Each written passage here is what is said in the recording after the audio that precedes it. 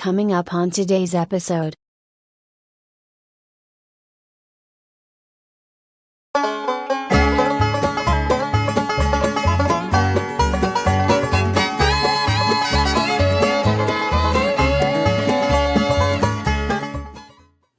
Hi, good morning, YouTube. Here with you at the workbench once more.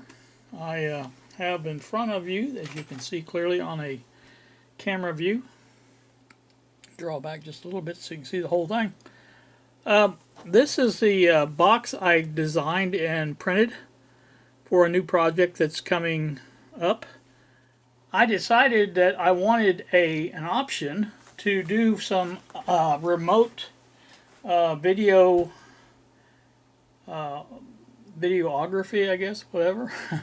Maybe some time lapses, something like that, but away from power sources. And as such, I decided I needed a way of powering the camera for an extended time period. I do have a couple new batteries coming for the camera I am using, which is a Sony HDR CX160. Now, this camera I bought some time ago and really never have used it much, but I thought we would get it out and play around with it a little bit and see. But anyway, like I started to go back to the reason why I'm doing this, I wanted something to supplement the camera battery so that we can do extended, and I'm talking about hours here, of recording. If you hook up the in this case on this one, the USB connector, it will power the camera without the battery, or in conjunction with the battery, whatever. It provides the power that you need to power the camera. Well, my first thought was this, and I thought, well, a little power bank, this would be the perfect thing. And this one here is charged up. And like I said, I thought, well, this would be the way to do it. So I did try that, but unfortunately, it did not work. The reason being, these, Bob pointed this out to me, I didn't know, but these have some internal circuitry, basically, which doesn't allow them to stay on all the time. They basically shut off if there's no draw on them. And with a time-lapse camera, if you have it set up for, like I did, 10 seconds, well, that's enough time for this battery bank to go back off, and then it won't come back on in time for when the camera kicks on, because it's pretty sudden when it does it. So basically, I was looking for an automatic source that would stay on as long as the device was turned on, and I came up with this plan. Part of this plan is involving obviously the case you see in front of you here, but the other thing is what's going inside of this. Now, we'll take our top off, and I have the top secured to the box itself with 12 screws, but now this handle is yet to be secured. Securely secured to the top, and I've got to do that because the item that's going in this large slot here is a battery, and it's a I'll show you put it up on the screen so you can see.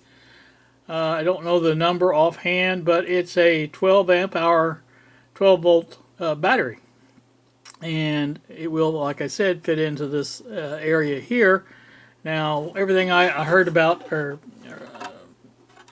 read about or whatever, saw the warnings to, or whatever you want to call it, said you need a well-vented case if you were going to charge it internally, and that's what I plan to do. Is once I put that top back on there, it should not come off. So now that gives us a battery, and I've got two sections cut out of this thing here to pass wires back and forth there.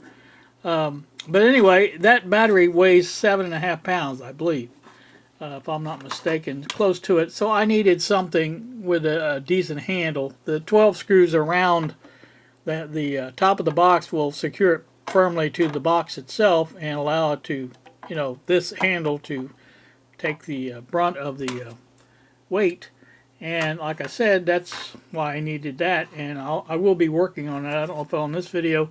This video, by the way, is going to be kind of a potpourri of different things that I've been working on, and I thought we would, if I don't put out a video every day, it's because I'm usually working on something, and I do a lot of this, working on stuff.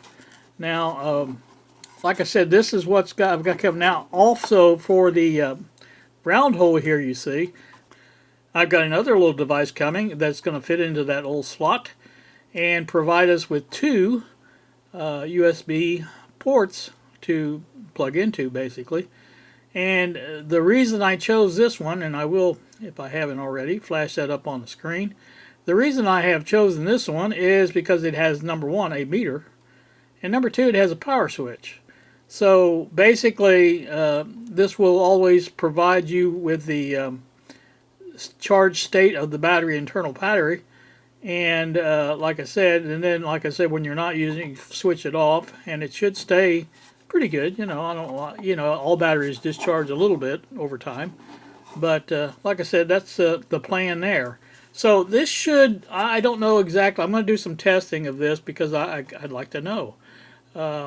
Basically run a camera on it as long as it'll go, and I'll probably do it on the low image quality because all I'm interested in seeing how long the battery will power the camera. And I think most of these little USB card chargers, which is what this is that's going there, will operate at a lower voltage than 12 volts. In other words, there's a cutoff point, obviously.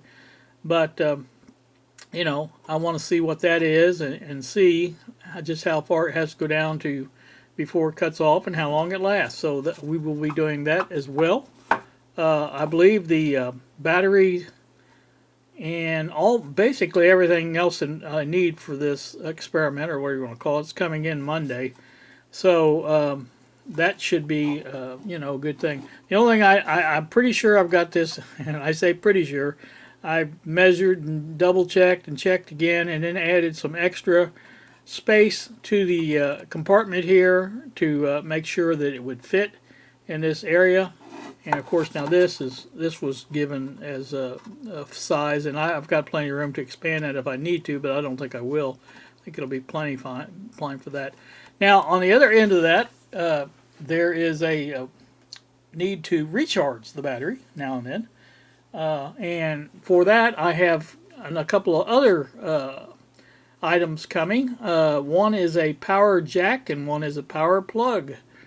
And I'm going to put that right here below this, I believe.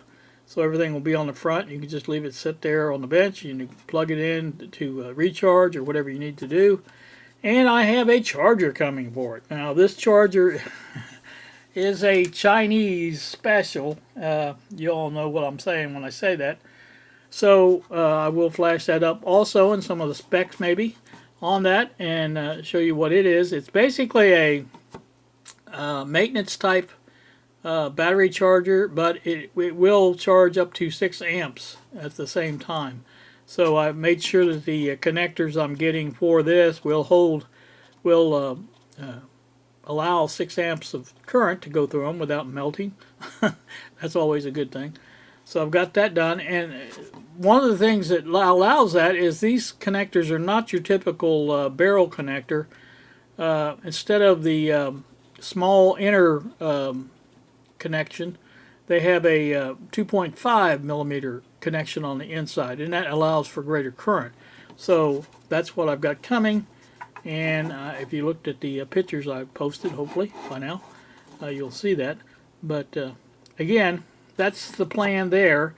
And like I said, I probably will put the charger over my charging station shelf over on the other side of the room. And when I need to charge this, I'll just basically grab it by the handle and put it over there and let it charge up, and we'll be ready for the next shoot. I know Bob. You all know Bob. I know Bob has questioned the need for this, and of course, you know me. I always have a need for things that I make. I try to anyway. I mean, I don't like making things that I don't really need. But on this one, I originally I had wanted to do a time lapse of the Seymour sign, and I don't know how I could do that sitting there in traffic. Basically, well, it'll be on the shoulder, but I don't know if I could do that. I may have to talk to the local police department and see if I would be allowed to basically sit there. It would be a daylight to dark and then back to daylight type situation, so it wouldn't be 24 hours, but yet it would be, long enough to do what I need to do. Now, also on that note, I can use the car charger, the car USB ports that I put in for dash cam and other things, and that could be used as well. So I think I can get the amount of record time that I need, and I think this would do the whole thing anyway, because you have to keep in mind on a time lapse, like I say, if I set it for 10 seconds, it only comes on every 10 seconds, and it basically shoots a frame of video.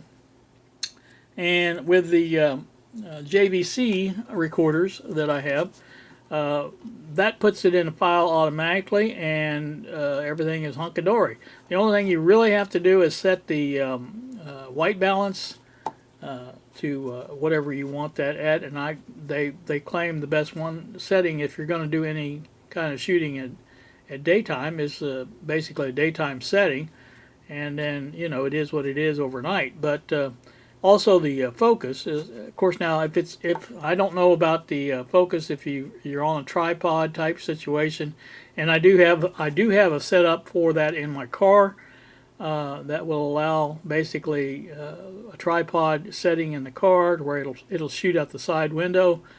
So all kinds of different things I've got going on here, but again, nothing of earth-shattering proportions or anything like that. But anywho, that's that. Now the other thing that's coming in the mail on, well, I think actually it's supposed to be here. Today's Friday, tomorrow's Saturday. Yeah, tomorrow's Saturday. It's supposed to be here then, but for some reason it was in Indianapolis last night and decided to go to Evansville, Indiana. I told Bob I think maybe the circus was in town in Evansville or something, so I decided to go there and see the circus. Whatever the reason, it went to Evansville. Now I don't know if it's on its way back or not, but hopefully it will come tomorrow. But even if it does, I'm in no hurry. It's a speaker for the DX160. I've got the enclosure designed. I haven't printed it out, and that's one of the things I'm going to do a time lapse on is the printing of that box. I wanted to do this one and didn't. I don't know. I just didn't think about it in time. This one took 16 hours to print, so it would have been better. But that one's still going to take a while to print. And like I said, I thought we'd go ahead and do that, and that will be kind of interesting to see. And of course, I can plug it into electric here. I mean, I've got a USB, a little phone charger is all you need, just to hook that up to the camera, and away you go. But like I said, I can do that, and that should work out rather well too. Let's see what else. Oh, I know the other thing that I wanted to talk about. Let me put the top back on this. Put that back out of the way a little bit, and I'll get you some other stuff to look at. Now, you may recall and I say you may recall, I don't even think I posted that video. I know I haven't. I had a CX108-2 radio that I built here recently, and I'll show you the circuit board for that so you can see it. I haven't actually got it operational yet. I was waiting for this one to come in, this other one to come in. But here you can see, now this, get you down a little bit. Now this has the IF cans, the full size, I call them full size IF cans that were in most Japanese transistor radios. And so as such, the new style kit of this, basically the same kit, uses a reduced version of those. And that's what's in here. In fact, I've got 5 of these that came in yesterday from AliExpress. And like I said, they've got the smaller version of these. See if I can find one here. I think it's right there. But you can see there's the smaller one. in the packaging right there where my thumb's at. But you can see how much smaller that is compared to the other one. So, like I said, it is quite a bit smaller. And like I said, it is something that we had to allow for. I don't think there's going to be any quality difference. My plan is to build one of these over the weekend. And I told Bob one day next week we'll take and get on Meet, and we'll look at some of the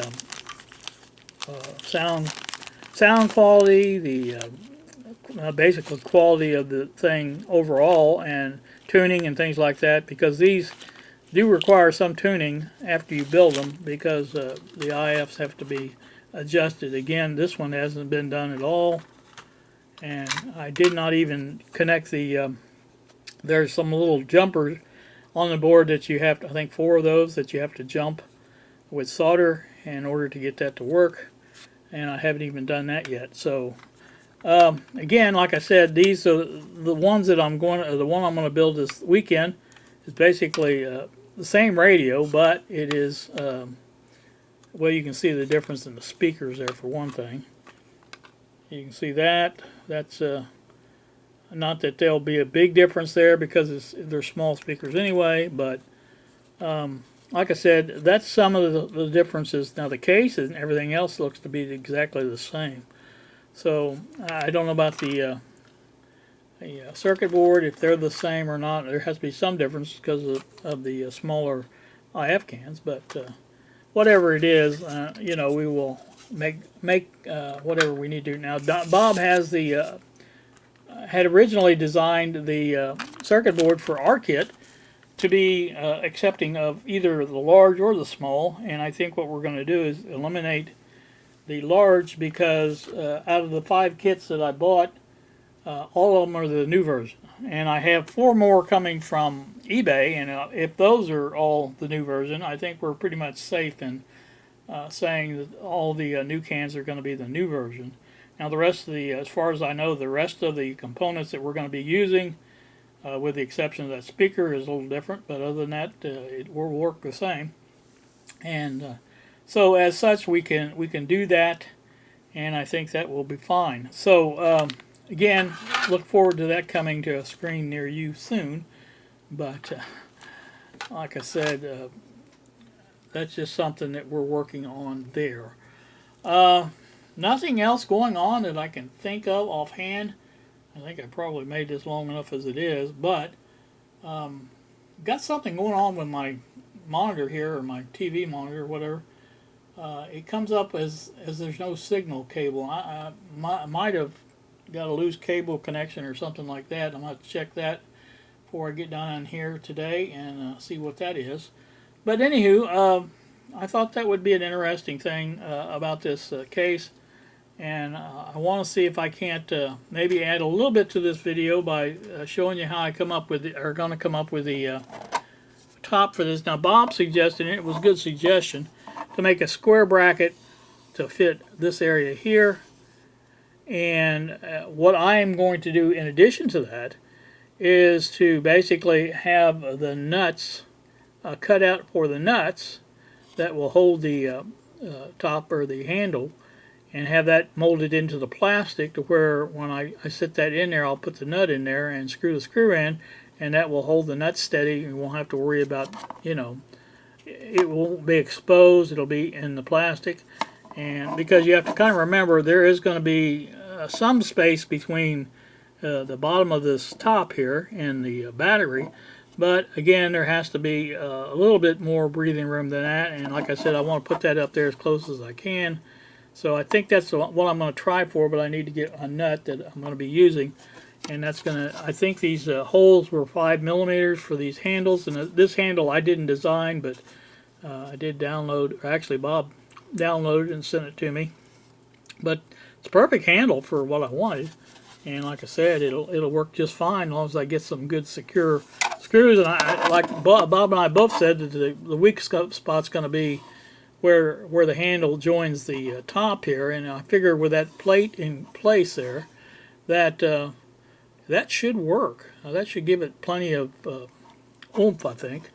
And It should give us plenty of lifting power, and I think that'll work. So that's the plan, Stan. And once I get that done, and like I said, if I get some more done on that, I'll let you know. But for the time being, we'll stop here and come back later, maybe.